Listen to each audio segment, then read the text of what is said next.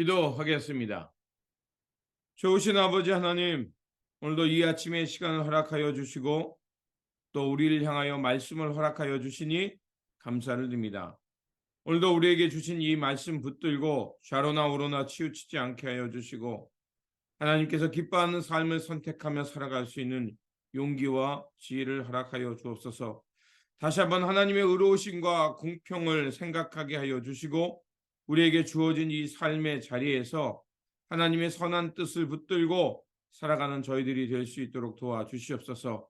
함부로 다른 사람을 정죄하거나 판단하지 않게 하여 주시고 내가 할 수 있는 그 은혜와 내가 할 수 있는 지혜를 가지고 하나님께서 원하시는 그 사람들 가운데 서서 선한 이웃되어 살아가는 우리의 삶의 모습이 되게 하여 주옵소서. 우리 구주 예수 그리스도의 이름으로 기도드립니다. 아멘. 오늘 우리에게 주신 말씀은 욥기 33장 12절에서 25절입니다. 그러나 내가 욥 어른께 감히 말합니다. 어른은 잘못하셨습니다. 하나님은 어떤 사람보다 크십니다.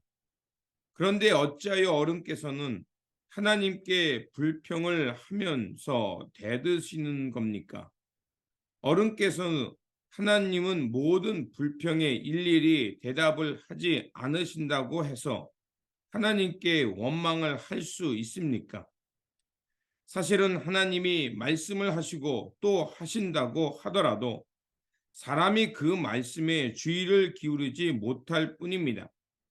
사람이 꿈을 꿀 때, 밤에 환상을 볼 때, 또는 깊은 잠에 빠질 때, 침실에서 잠을 잘 때, 바로 그때 하나님은 사람들의 귀를 여시고 말씀을 듣게 하십니다. 사람들은 거기에서 경고를 받고 두려워합니다. 하나님은 사람들이 죄를 짓지 않도록 하십니다. 교만하지 않도록 하십니다. 하나님은 사람의 생명을 파멸에 빠지지 않도록 지켜주시며 사람의 목숨을 사망에서 건져주십니다. 하나님은 사람에게 질병을 보내셔서 잘못을 고쳐주기도 하시고 사람의 육체를 고통스럽게 해서라도 잘못을 고쳐주기도 하십니다. 그렇게 되면 병든 사람은 입맛을 잃을 것입니다. 좋은 음식을 보고도 구역질만 할 것입니다. 살이 빠져 몸이 바짝 마르고 전에 보이지 않던 앙상한 뼈만 두드러질 것입니다. 이제 그의 목숨은 무덤에 다가서고 그의 생명은 죽음의 문턱에 이르게 될 것입니다. 그때 하나님의 천사 1000명 가운데서 한 명이 그를 도우러 올 것입니다. 그 천사는 사람들에게 사람이 마땅히 해야 할 일을 상기시킬 것입니다. 하나님은 그에게 은혜를 베푸시고 천사에게 말씀하실 것입니다. 그가 무덤으로 내려가지 않도록 그를 살려 주어라. 내가 그의 몸값을 받았다. 그렇게 되면 그는 다시 젊음을 되찾고 건강도 되찾을 것입니다. 아멘. 오늘 본문 말씀은 엘리후가 욥에게 다시 한번 하나님과 논쟁하지 말고 그리고 당신의 고난을 받아들이라는 것입니다. 그 당신이 받는 그 고난은 바로 하나님께서 당신을 고쳐주는 기회라고 말하는 말씀입니다. 엘리후는 다시 한번 욥의 논지에 반박합니다. 욥의 논지는 이거였습니다. 왜 의인이 애매히 고난을 받는가? 욥의 세 친구들은 계속해서 하나님은 결코 의인에게 고난을 주지 않는다고 하는 겁니다. 그리고 사람이 고난을 받는 것은 바로 그 사람의 죄 때문이다라는 인과응보의 논리를 펼칠 때 그 욥은 아니다. 의인도 애매히 고난을 받고 악인이 오히려 형통하는 것에 대해서 왜 하나님은 침묵하시는가 그거였습니다. 욥은 자신이 하나님의 의를 따라 살았고 결코 죄를 짓지 않았음에도 왜 지금 이렇게 고통을 받는지 알 수 없다는 것입니다. 자신의 이 받는 이 고통에 대해서 이제 하나님이 답을 해 주실 차례라고 했던 겁니다. 그 소리를 듣고 있던 엘리후가 어제 말씀처럼 분노하면서 욥 당신이 잘못됐음을 계속해서 지적했어요. 욥이 말한 하나님이 그 의인에게 고통을 주신다는 것은 말이 안 된다는 것입니다. 욥의 논지가 틀렸다는 것입니다. 욥이 의인이라 고통을 받는 것이 아니라 지금 당신이 고통을 받는 것은 하나님이 당신을 고치기 위한 것임을 말하고 있는 것입니다. 그래서 12절과 13절에 이렇게 말합니다. 내가 욥 어른께 감히 말합니다. 어른은 잘못하셨습니다. 하나님은 어떤 사람보다 크십니다. 그런데 어찌하여 어른께서는 하나님께 불평을 하면서 대드는 겁니까? 하나님께서 하시는 모든 불평에 일일이 대답을 하지 않으신다고 해서 하나님께 원망할 수 있습니까? 그렇습니다. 하나님께서 침묵하고 하나님께서 때로는 우리가 보기에 불의처럼 보이고 불의가 잘 된다고 한다 한들 하나님의 의가 훼손되지 않는다는 것입니다. 그리고 욥이 벌을 받는 것은 바로 하나님이 지금 욥을 고치고 있는 과정이라는 겁니다. 그렇게 의인이 애매히 고난받는다. 그 하나님은 그 의인에게 고난을 주시고 침묵하신다라는 이 말은 성립되지 않는다는 것입니다. 하나님은 항상 의를 세우심으로 모든 사람을 고쳐 가신다는 겁니다. 그렇게 하나님은 사람들에게 이 고난을 통해서 사람을 고쳐 가신다는 겁니다. 그러면 왜 사람들이 고난 받느냐? 의롭다고 여기는 자들이 왜 고통당하냐? 그것은 그가 숨겨놓은 죄가 있고 또 하나님의 말씀을 경청하지 않기 때문이라는 겁니다. 그래서 14절은 이렇게 말합니다. 하나님이 말씀을 하셔도 또 하신다고 하더라도 사람이 그 말씀에 주의를 기울이지 못할 뿐입니다. 바로 그겁니다. 엘리후가 말하는 논지는 그겁니다. 하나님이 고난을 허락하시는 이유는 바로 사람을 고쳐가는 겁니다. 왜냐하면 그들이 고난이 아니고서는 듣지 않기 때문이라는 겁니다. 사람이 하나님의 말씀을 듣지 못하는 것은 들을 귀가 없기 때문입니다. 그럼에도 불구하고 하나님 끊임없이 말을 걸어오신다는 겁니다. 꿈을 통해서 환상, 양심, 자연의 현상, 공동체, 이웃들 다양한 방법으로 하나님은 말을 걸어오신다는 겁니다. 그럼에도 불구하고 사람들은 잘 들으려 하지 않는다는 거죠. 옳은 말입니다. 하나님은 고난을 통해 죄인을 의인으로 만드실 수 있는 분입니다. 그래서 19절은 이렇게 말합니다. 하나님은 사람에게 질병을 보내셔서 잘못을 고쳐주기도 하시고 사람의 육체를 고통스럽게 해서라도 잘못을 고쳐주기도 하십니다. 히브리서 12장도 그렇게 말하죠.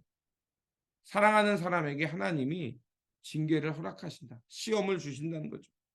히브리서 12장 6절과 8절에 이렇게 말합니다. 주께서 그 사랑하는 자를 징계하시고 그가 받아들이시는 아들마다 채찍질 하심이라. 징계는 다 받는 것이거늘 너에게 없으면 사생하여 친아들이 아니니라.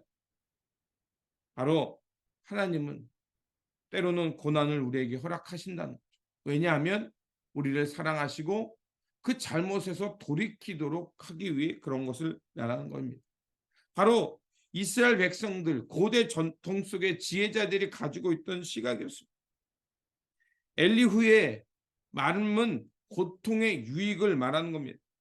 고통을 미워할 수는 없지만 고통이라는 것이 우리에게 유익을 줄 때가 있습니다. 그래서 시편 119편도 그러죠. 고통받는 것이 유익이라. 왜냐하면 내가 하나님의 율례를 깨닫기 때문이라고 말을 합니다. 고난은 때로는 우리에게 큰 깨달음을 줍니다.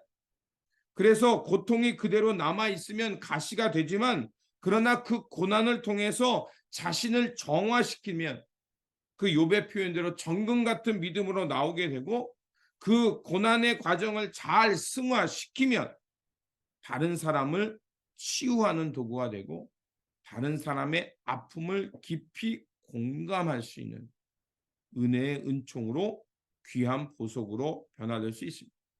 그래서 그것을 대표적인 게 예수님의 십자가의 그 고통입니다. 예수님은 십자가에서 옆구리와 머리와 또 손과 발에 많은 상처를 입으셨습니다. 예수님께서 육을 가지고 그런 상처를 입었기 때문에 주님은 인간의 고통에 대해서 우리를 깊이 이해하시는 긍휼하심과 그 자비가 있는 하나님으로 변화될 수 있었고, 우리의 아픔을 언제나 함께 아파하시는 하나님이 되셨습니다. 그게 바로 상처 입은 치유자라는 그 나우하이엔의 헨리 나우엔의 그 유명한 책이기도 하죠. 상처 입은 치유자.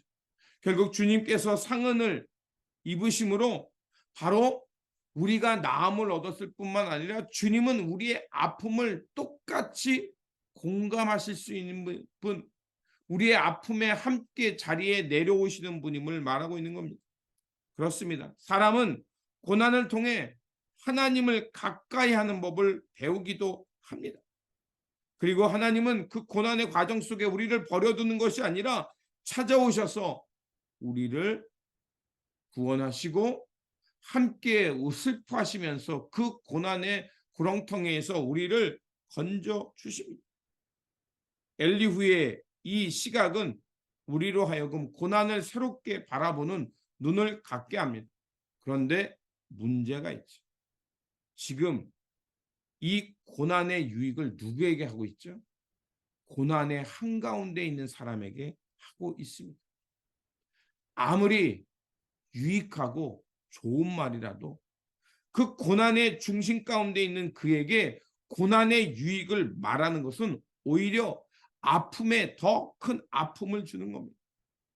끊임없이 그 엘리사벳과 또 소발과 또 빌랏이 지금 논쟁 속에서 욥을 아프게 했던 것은 무엇이었습니까?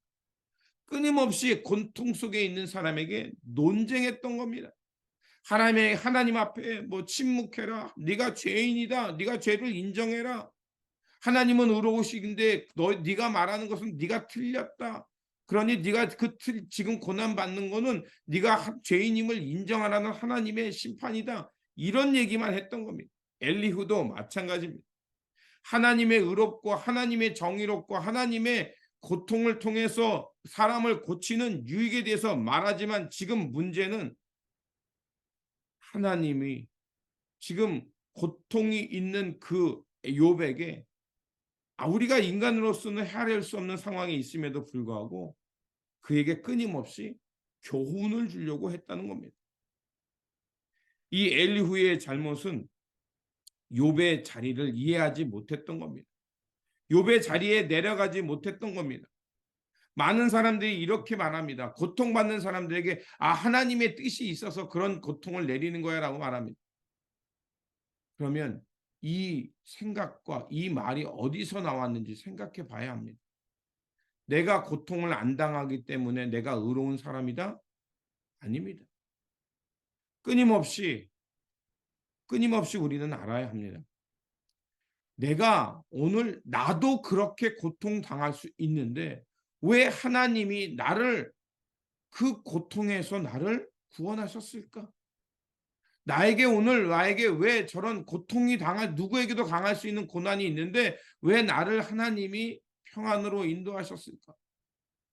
그렇게 생각하면서 내가 고통을 안 당하기 때문에 의로운 삶이 아니라 오늘 나로 하여금 하나님은 저 고난받는 사람에게 어떻게 응답하는가, 또 응답하기를 원하시는가를 물어야 합니다. 그게 바로 하나님의 은혜를 입은 사람이요, 예수 그리스도를 통해 거듭나 새로운 세상을 향해 살아가는 성도의 모습인 것입니다. 그렇습니다. 결코 타인의 아픔을 나의 의로 여겨서는 안 되는 겁니다.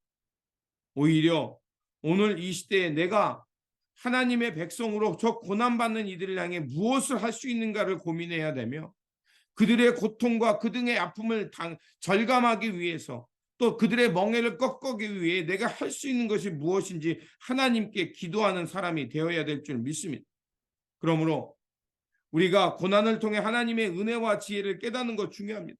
고난을 새롭게 보는 눈 중요합니다. 그러나 중요한 것은 고통에 있는 사람에게 그런 말을 할 것이 아니라, 오늘 내가 고통에 있지 않다면 고난받는 이들을 향해서 내가 어떻게 살아야 되는지, 그리고 그 고통의 자리에 내가 어떻게 다가갈 수 있는지 깨닫고 그들의 고통을 향해 이해하고 헤아리며 그들과 함께하는 그 믿음의 사람들, 그 믿음의 동역자들이 되시기를, 그 고통받는 이들의 선한 이웃이 되어 살아가시기를 주님의 이름으로 축원드립니다.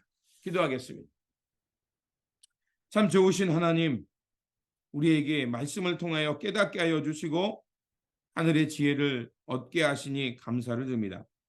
하나님, 우리로 하여금 하나님의 지혜를 받았사오니 그 지혜를 가지고 다른 사람을 가르치거나 함부로 남의 고난을 판단하지 않게 하여 주옵소서. 오히려 내가 하나님의 백성으로서 고난받는 이들에 어떻게 다가서야 하며 선한 이웃이 되는 것이 무엇인지를 고민하며 그들의 이웃되게 하시고 그들의 고통에 함께할 줄 아는 주님의 백성들 되게 하여 주옵소서. 오늘도 귀한 삶의 자리 주셨사오니 아버지 하나님, 오늘도 믿음으로 살게 하시고 하나님의 거룩한 뜻을 향해 살게 하시고 때로는 애매히 고난 받는다 할지라도 주님의 선한 역사가 있음을 믿고 용기 있게 살아가는 삶이 되게 하시고 또 고난받는 이들이 있다면 그들의 이웃되어 살아가는 우리의 삶의 여정이 되게 하여 주옵소서. 우리 구주 예수 그리스도 이름으로 기도드립니다. 아멘.